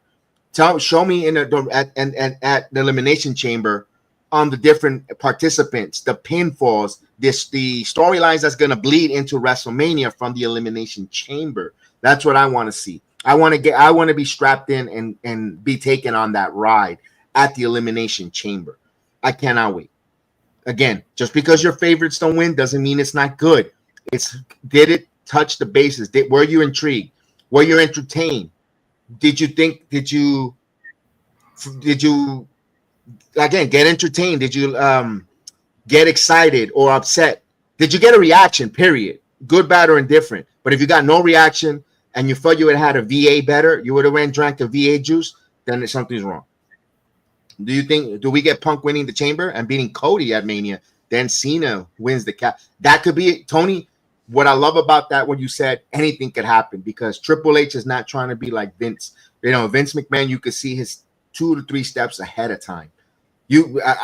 For years, I always should tell my sons, "Oh yeah, Vince, this can happen." Boom, boom, boom. How do you know? I used to kid around to my kids. They were naive. They're gullible. Oh yeah, Vince McMahon called me and told me. I used to lie to them. You know, the kids are gullible. They used to tell me, yeah, me and Vince. I talked to Vince. Yeah, that to me too. Yeah, I was playing David Meltzer before David Meltzer became popular, making up and saying, you know, making up stuff and it will come true. You see, pay me $14.99, you know, but it didn't happen. But anyways, I think we're gonna end that there with there. But you guys can subscribe to me and pay me $14.99. I'll take it too. So with that said, thanks. So much. But hey, but no, with all serious notes, you guys were awesome on us on this Sunday afternoon. Royal Rumble, to me, I'm gonna give it an 8.5 to 9 because it was very entertaining. I loved it. It was entertaining. It was very entertaining from even the tag team matches. The ladder match for Cody and Kevin Owens, perfect. I like all that. There could have been some spots at the Rumble where, like I said, Alexa coming in at 30 instead of Nikki. That's all right. That we could, and Logan Paul at 30. But you know what? I think it got the reaction that you wanted. You wanted them to be 30 because you hated the chance that Logan Paul could have won that. And they got the reaction from you, Chris. They got you pissed off. They got all of us because we didn't want Logan Paul there. Oh, here we go. She says, "Oh, have a good rest of the day." By the way, y'all covering TNA full. I'm gonna try. I don't think I could go, Heather, but it's right there. I want to go to Full Sail. My son goes to school at Full Sail, so I'm trying to see if he gets like a student discount to get in there. But I will be here doing it. We've been doing TNA every week here, solid because TNA is on fire. TNA is on fire. We are having a great time covering TNA. I'm having a great time watching it. So yeah, we'll definitely. I'll be here this Thursday for TNA. So I'm trying to go myself because I kind of want to meet Mike Ortiz. Mike Santana. My God, look at me. That'd be fucking. I'd be so happy if you met Mike Santana. And I want to. Yeah. I want to meet Santana. I want to meet Mike Santana. I said if I go, I'm gonna try to get a big flag and I'm trying to give it to him to take it into the ring. Yeah, if I get those tickets, I'm purposely trying to get to the aisle where I could give him that flag so he could go take that flag, a big one as possible, so he could wear it to the ring, man. I want to see Santana big time. So fucking hard if I'm watching that show here. Oh my God, that'd be so cool. But yeah, I'll make sure I wear the whole area. I'm like, here, let's go. Yeah, I'm out on a TNA channel too over there. That's cool. Remember, we do the watch along. We show the TNA footage. We show the wrestling footage on the playback. So you have to go Playback TV. Playback is just like this application here on YouTube, just like Twitch. It's just Playback TV. That is also partnered with the NBA. So you can watch not just my channel. You can watch other folks that covers. If you're a fan of any NBA team, they have different channels of different teams where you could actually see the game with the host. I do a Knicks watch along. You get to see all the Knicks action. That's why you know how they see me on YouTube doing Knicks game. We have, every game because I rather show it to my subscribers and my viewers because guess what? We get to watch it together and react what we see. So we ask you guys to come and watch along with us on the playback. It's not a spyware. It's not something that's going to hurt your computer, your phone.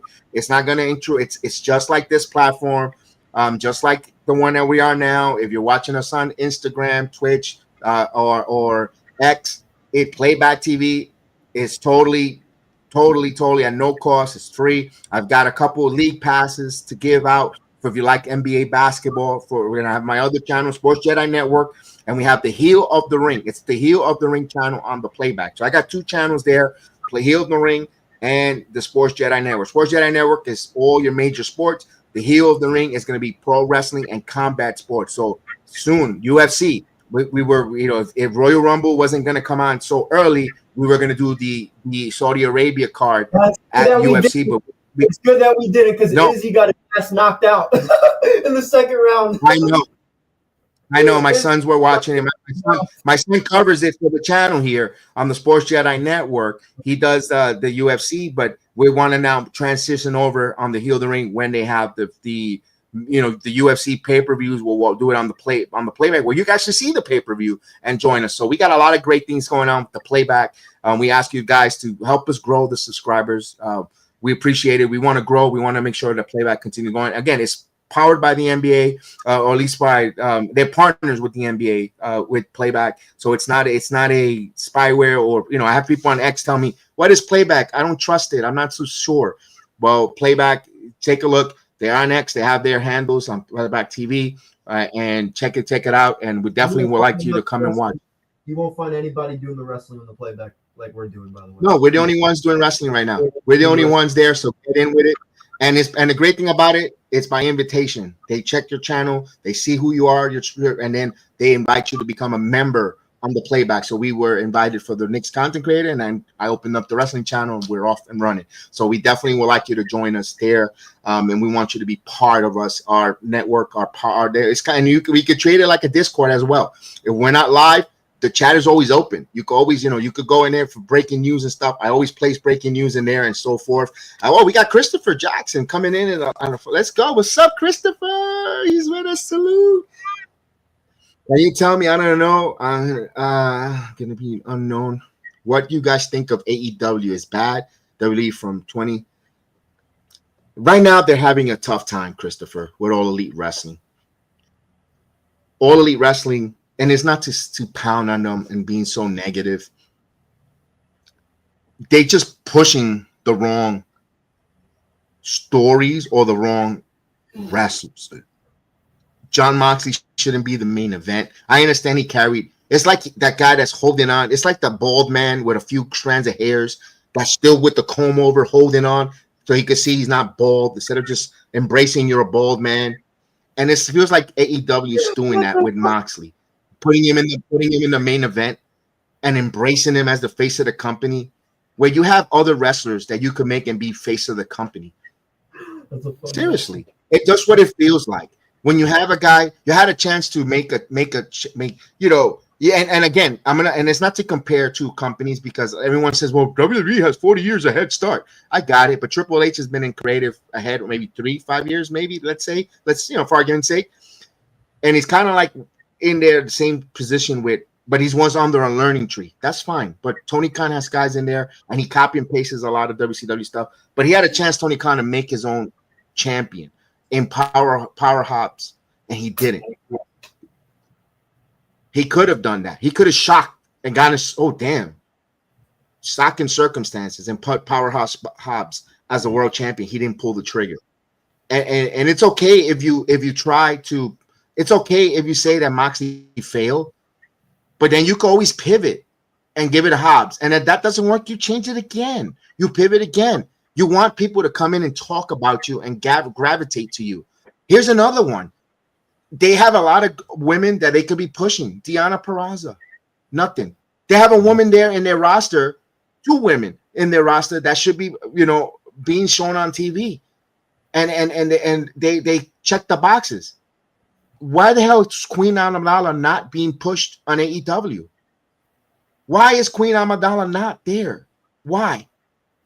She checks the boxes. She should be one of your women's feature. But meanwhile they're giving Holly. They're giving what's her name? The one with now she's playing with puppets now. Harley Cameron. Why? Because she pulls her tits in like this. Come on, man. Queen Amidala is putting the work in. She's also work her ass off. Holly Cameron, come on, guys. That's the problem with All Elite Wrestling. They don't give the right people who's earning it the right shine. AEW's trying too hard. Darby Allin decides to go at Mount Everest, but now you can't wait for Darby because Darby Allin sees the writing on the wall. They're not putting any emphasis on him on being a face of the company. I'm going to go fulfill climbing Everest. Because he knows that the con man is going to keep Moxley in place for a while. Like the guy that's holding on to the last strands of the hairs. When a person knows the wrestling, and you know how to run a show and put the wrestlers in the position star Triple H Khan does. No, it is. Hammer Cameron is comedic, actually, but yes, I understand she's comedian. She's golden right now. But you think Hammer Cameron should get a push over Amidala? Amidala's been eating crap in Dark Elevation. Also in Ring of Honor, putting on good matches. Yes, I keep an eye on that, on Queen Amidala. She does put on good matches. She's also, compared to Hammy Cameron, she does circles around her. And for a company that wants to see where the best wrestles, well, here you go. You got a good wrestling Queen Amidala. Why we're not pushing her? I don't get it. You want to say you're wrestling, but then you're pushing comedy when you flip and flop when it's convenient to you, and that's what I think disconnects with All Elite Wrestling with the fan base, because You say you do this, but meanwhile your actions say something else. And that, yeah. I don't have time to watch MLW. I would like to look wrestling companies that I would love to watch: MLW, OVW, and I dabble a little bit of reality of wrestling. Those three companies, and I don't know where to find Caribbean wrestling where Mark Henry is in charge. I kind of would like to see that, but damn, I cover a lot of damn sports for me to get into all those different other wrestling companies. Look, I didn't even mention New Japan, and New Japan is being privileged there, and Noah. You know, Stardom. I just can't. So much wrestling content, Christopher, that I wish I don't, you know, oof. Yeah, no, Amidala should go over. Yeah, Amidala should be one. And look, and I'm even taking one further. Forget about Queen Amidala right now. After I just gave her a bunch of flowers, a bouquet of flowers, I'm gonna give a whole entire garden of roses and flowers to the one and only who should be the face of the women's division, is Willow Nightingale. Willow Nightingale, she's babyface. She's merchandise, babyface, written money. She smells like pure dinero, cash. You know, if you know how to market her correctly, she's little girls will love to be. That WWE gets a hold of Willow Nightingale. My goodness, they'll make her money. I think they'll make more money. They'll do more good with Willow than they'll do with Jade Cargill. Be honest with you. Yeah, Willow, she's got that smile. She's got that charm. Little girls want to see her. Like, ooh, Willow Nightingale should be the face of the women's division. Absolutely. And meanwhile, they have her. What are we doing? What are we doing? And they have the proper heel to get her over. They have Mercedes, the proper heel, a great heel to make a Willow Nightingale be the face of the company and totally make money off of her merchandise and get a new face, a new audience of little kids, or little young girls wanting to be Willow Nightingale, the good old baby face there. But they're too busy doing other stuff. They're too busy. They're too busy showing us Yoshida and this and that who no one knows about and really can't get invested and don't care about. And also, you can't put women and showcase women at 920 for 10 minutes and think you're going to get that whole division over. That's another issue. That's another issue. That's another issue when it comes to All Elite. If Vince was running still the show, Brock would still be champion. Cody would not be in WWE. Jay would never be a singles. And Triple H was created so much. Yeah. You know what? You're probably correct. You're probably correct. Willow will be the next wrestler. I hope so, Tony. And again, and that's not because I want to privilege or take away all the wrestling talent from AEW. But if she's not being used there to her full potential and not market it and show her how to make money, look, all these wrestlers in the wrestling business, they're all in there to make money. They're not there about being. I don't think if you could probably ask maybe 100, and I think 70% of those wrestlers that are in there, they probably wouldn't give a crap about holding a world title. Yeah, they're gonna make more money, but that's exactly why, because they're gonna make more money. They're all in there to make more money. Generational changing money, where they don't have to have $7 in their pockets, or they have to, deprive themselves if they're going to go get a piece of steak or they're going to pay their light bill. They want to have money. It's all about making money. Look at Chelsea and Matt Cardona. They're building a brand new house. And Matt Cardona, an independence wrestler, and making his own wrestling company, wrestling toys company, because of wrestling. Because at the end of the day, it's about making money. It's about making money. And if they're not utilizing these wrestlers where they can make the most money in merchandise, and look at, perfect example. He leaves All Elite Wrestling. The guy sells out his mask in 10 minutes. They didn't do it. They didn't fucking do it. Just like WCW didn't sell Ray's mask, AEW fumbled the bag with Penta. But meanwhile, they'll sell you a cheap looking hologram mask. Exactly. Yep. I mean, it's crazy. They should be. It's crazy. Go ahead. They should be selling that. They should be selling Taurus's mask. The man beast, whatever they call it, Taurus, whatever they should be selling those there in AEW. Meanwhile, again, where is the guys that they hired that were podcasters like Will Washington? What the hell you do there? What do you do there, Will? You were one of us here bringing these ideas, and you're there now, and all I see you is giving comp tickets to Denis Salcedo and the other people to come to the show to hang out with you, because you should be putting these ideas to the con man, or with the merchandising and all that stuff. You have the ears of the podcasting, of the internet community, of the YouTube and all that. You were one of us. You're in there now, and now you're doing shit with your time. You're just playing buddies and bringing your friends along. It's like if I were to get acquired by WWE, Chris, guess what? Come on in. I'll give you a free ticket. Come on. Yeah, you come. That's it. Make it happen, Will. You got some time. I'm calling you out because you were in our position. Now you're in there. Look at all these different. You had these ideas. We heard you before. You had these good ideas. That's why Khan hired you. But now you're not doing anything. You're not putting forward what you used to talk before. I've not heard anything about Will Washington contributing to anything with AEW.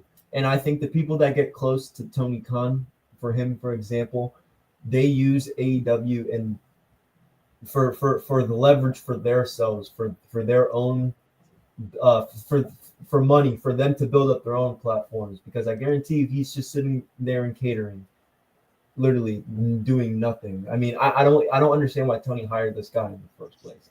He's not, because the problem is he's not going to listen to anybody. He has guys back there already, like Jeff Jarrett, like Tony Schiavone, he had a fucking chance to get Bischoff. Cornette wants nothing to do with him anymore. There's so many people that Tony's could have had that, for under his umbrella that he could learn from right now. Instead, he's deciding to put Jeff Jarrett out there instead of, hey, come back here and help me make this show. No, I'll put you out there and you can go get a world title. What the fuck, man? Jarrett should be helping him. So much that I hear about Dustin Rhodes. He's out there stooging, but what for the Ring of Honor tag team titles with Sammy Guevara? Sammy Guevara should be another wrestler who should be pushed in that company. You did this whole thing and you were going good there, and that was an originality plan. I think he did that after Cody left with the 4 pillars. That was you know what? That kind of, I'm gonna say that was smart. 4 pillars, but it turned out to be that Raj Kutapali, Sheldon, Leonard, and the 4 pillars are freaking the Big Bang Theory. Ended up being your 4 pillars because they're the only ones that drew in that company. Instead of having, seriously, you should have gotten that 4 pillars and done more. You should have put it again. It's so much mistakes with them. It's just so hard. It's so hard to try to get behind there. Anderson, Bobby Fish, EU Faction, or Rogue Horseman. Oh, that's the MLW. He's telling us about MLW. Let me read that real quick because he went out his way to write. He went out his way to write this tweet, and I want to acknowledge it there. I enjoy every promotion in 2025. It's going to be amazing. I don't know if y'all watch MLW, but it's some fun storylines. Cesar Duran, Selena De La Renta. She just came back from maternity leave. That I know because Selena she goes to school. She used to go to school with my son over there in Full Sail. And of course, Alex Kane with Eric Bischoff. Yeah, I know Bischoff is there from writing with them, and I know if Bischoff is there, he's going to do a good job. Don't be surprised if Heyman takes over AEW and turns it into something. I don't think he's a Triple H guy. I don't think he's going to leave Triple H. They'll do whatever. They'll move heaven and earth to keep Heyman in that company. They know Heyman goes to All Elite Wrestling. He could turn that around. I don't think Triple H would be stupid enough or TKO above to do something that dumb to have Heyman leave. Only way I can see that if Triple H leaves himself, or they remove Triple H from, and they fire him or remove him from creative, and then Heyman's like, you know what, screw this place. I'm not going. I don't see Heyman. Never say never in the wrestling business, but I don't see him running over to All Elite Wrestling. That's a reach. That's a tough one. That's a tough one there. I mean. I don't see that. I mean, whatever happened to the big picture with Shane McMahon? I thought Shane McMahon was coming over there, pal. It had that meeting. That was just with wrestling, by the way. Had nothing to do with wrestling. That was just him putting out a picture to let's stir some shit up. Or they had a business meeting that had nothing to do with wrestling. Had nothing to do with wrestling. Remember Tony Khan owns football teams, He owns a soccer team with his dad. They have other stuff. Shane has businesses in Europe and stuff like that, you know, and other ventures where he makes money. That could have been a business meeting that did, you know, by coincidental, they've been in the wrestling business. That's all to me. That's what I see it. Or they were talking and coincidentally somebody took a picture of them. Shane McMahon, it should have been in the Rumble instead of Speed. I mean, that would have been a nice one. All right, let's find out this. And since we're talking about AEW, since we're talking about All Elite Wrestling, oh god, I think the WWE just shot fire right now by putting Evolve on Tubi on Wednesday nights at 8:00. Is that the show with Bubba Ray and Undertaker and Mickey? Like the no, like that's another. No, that's LG. That's Legends, Futures, and Greats. LFG. That's coming on an A. That's coming on an A&E.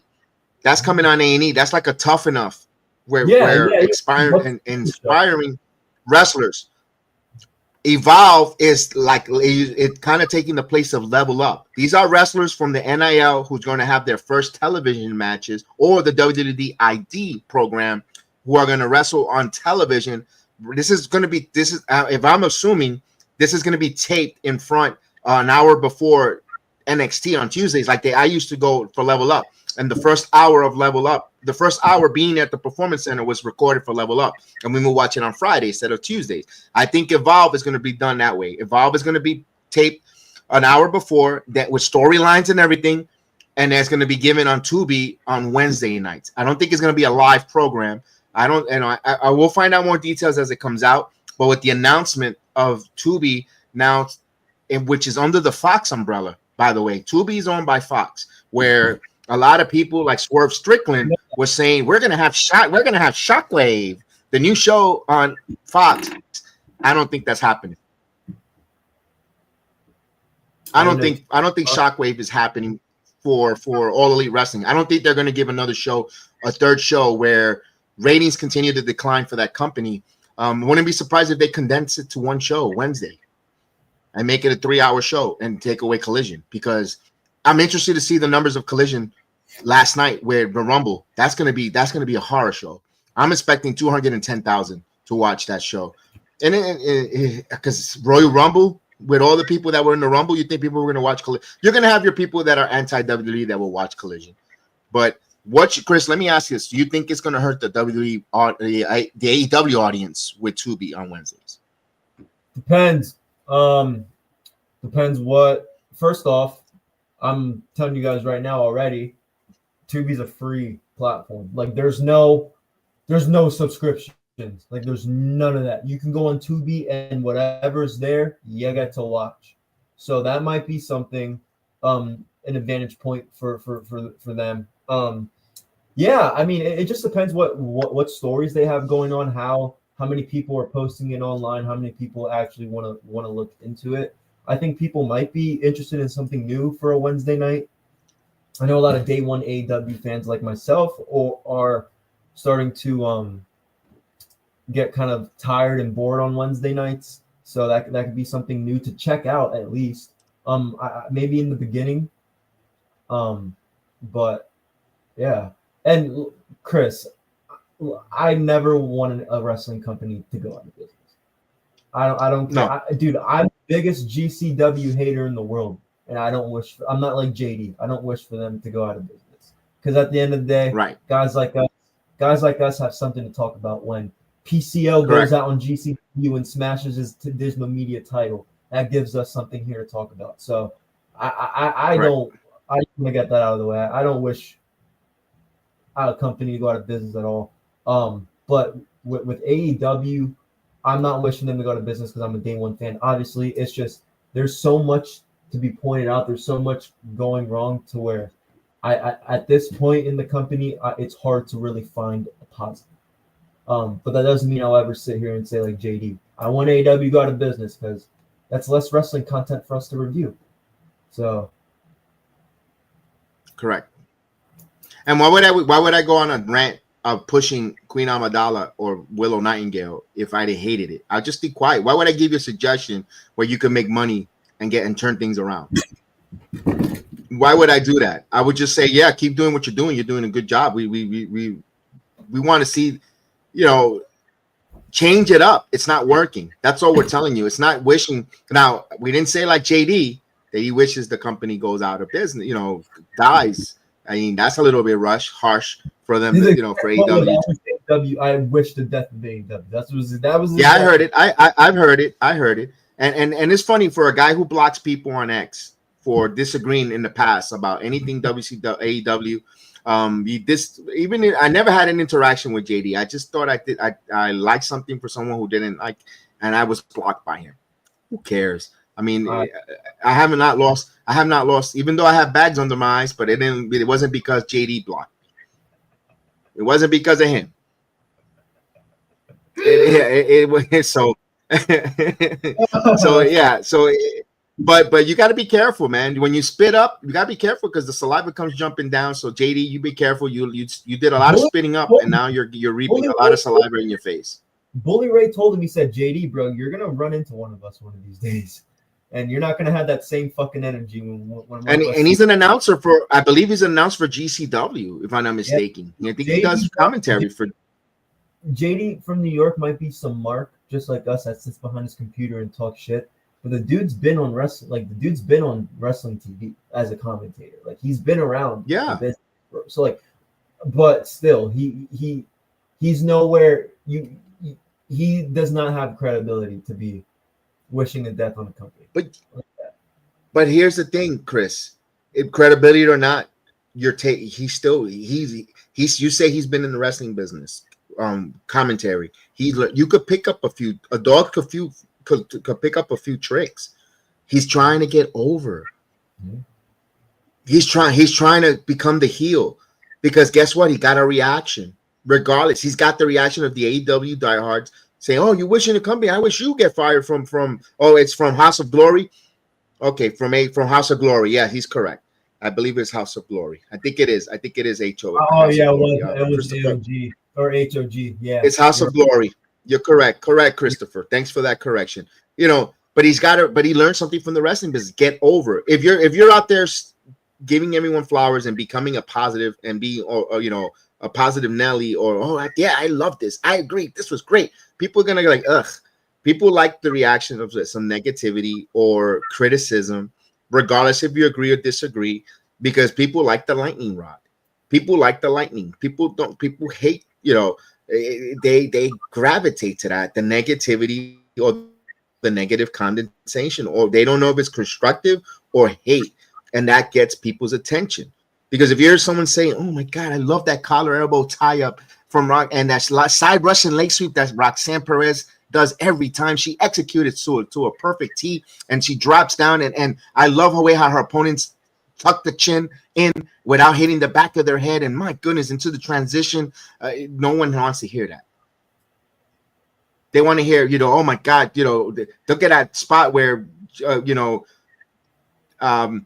Logan Paul slipped on the rope and botched. Man, this guy should he really be wrestling? He's gonna hurt someone. That's what people like to hear. That's what it's all about. JD is not bad. People take him out of content. I mean, he's that guy. He found his niche as an entertainer, as a heel. He found this niche where you're not gonna like him. Even if you don't like him, you still want to hear. Howard Stern said it. 90% of his listening audience back in the day were people that hated him, listened more than people that loved him, because they wanted to hear something where they could ridicule him and get the pitchforks out. That's why he was so successful. And I think JD from New York, as I say, JD Martinez, JD from New York gets that. And I think and I don't know if he did it on purpose or he just happened to step into the biggest pile of shit of luck, but either or, I'm gonna give him a little, yeah. He was the biggest AEW glazer. Before, you couldn't say anything bad about the company. If you said anything bad about AEW, you couldn't. He'd tell you to go fuck yourself. Look at what Vince and Triple H are doing. Now it's he oh my God, his world just took a big 360 one day because all of a sudden everything flipped, and now it's fuck you, Tony Khan, fuck you, all that. But yeah, but I guarantee he's gotten more popular. He's gotten more popular because he got you hooked on the negativity. That's all it is. He got you hooked into it on that and changing his stance. Yeah. To be fair, some shit he says. That's and I'm gonna tip my cap. They tip my cap. He's working the gimmick. Live the gimmick. If you watch Young Rock, when Soul Man Rocky Johnson used to tell Young Rock, when he goes, "Live the gimmick, son. Live the gimmick," and he's living the gimmick. That's all it is. He's living the gimmick. I don't blame him on that. So that and he wants you telling me he doesn't want AEW to be good? If his show is if AEW dies like he says, there isn't going to be all those people listening, watching him, because guess what? There's a lot of WWE people that does content that people go to and listen to. When Raw comes on, that he's going to lose half. All those people that hate WWE are not going to go to JD New York when he's doing a Raw only or WWE only content. They need all the, like we said, we need all the wrestling. That's why I said I would love to get into OVW. I did an OVW review for Independence on Blowout for OVW. I watched the whole show and I did a review on it. But I can't watch OVW the way I want to. I want to watch it every Thursday or Tuesday, and I can't. Because guess what? Impact and TNA Impact Zone is on. And so is NXT. I can't also go back and watch it because I've also got basketball. We got live PLEs, and I got so many things. I would love to talk about OVW. I would love to talk, Curtis, certified Curtis. I would like to talk Cash Flow. I would like to talk all the OVW wrestlers. Al Snow doing a phenomenal job in OVW. It has a lot of roots to the WWE, where I used to be the performance center before the NXT before NXT began. There's a lot of history, the reality of wrestling with Booker T. They're doing great stuff there. I can't. There's not enough time for me to consume it. So the more wrestling, the better. Look at that. I'd rather be in this position now that I don't know where the hell to talk about different wrestling companies that's going on than have only one or two, and that's it. Because then it's like it doesn't work, Chris. It doesn't work. When you have so many, you could be unique. Just think about we do OVW and we were OVW and we get that show growing and get the OVW on the map and become one of the first. I feel, and I'm not saying I'm one of the first ones, but I've been doing TNA since 2022. From the Queen, from all the pay-per-views watch-alongs. You could look at my YouTube video of all the different watch-alongs, and there's a lot of watch-alongs. But I go back with TNA to Slammiversary, Queen of the Mountain, and I've been doing TNA watch-alongs, not Impact every Thursday like I'm doing now, more and more steady. But the TNA pay-per-views, I'm there. Slammiversary, all the Steven Seagal pay-per-views for TNA, all the different ones. I'm there, man. I'm there. I've always liked the TNA. Got into it. I would love to do that with OVW and other wrestling companies, but it's just not enough time, Chris. But with that said, we're going to say good afternoon here. It's going to be 5 o'clock. You guys were great. You guys were awesome. This is a weekly show for us to talk about wrestling, chopping the bit. I thank everyone that joined us in the chat. Really love the two-way talk. Christopher, Mr. Samurai Luke, Tony, Miss Heather, appreciate you guys. Everyone that joined us, we appreciate you guys all. Maria, gracias Maria, we thank you so much for joining us as well. You were awesome. Everyone on X, everywhere, we got Crazy 1600, Live for MMA, salute, and of course the Architect 2228 on the Instagram Live. That's watching. I wanted to give them a shout. Everybody on Rumba, everywhere on all the different platforms. You guys were awesome, man. Chris, say your thoughts here, and we'll hit the outro and call it afternoon. I've enjoyed doing these weekly wrestling shows. This is our 3rd episode now. We plan to continue to keep doing this. We usually do them on Saturday, but Rumble early start, we didn't have time, so I'm happy to do it now. Thank you, Kev. Thank you, everyone listening to Sports Jedi Network. This isn't fun without you guys interacting with us. We could sit here and talk all day, but it's fun to get some outside opinions in. So we'll see you guys for Monday Night Raw on the playback. So I'm excited. Thank you guys. It's been a great week of wrestling. Great week. That's right. Don't forget, hit the like on that video here on YouTube and join us on the playback. Please, playback. It's Playback TV.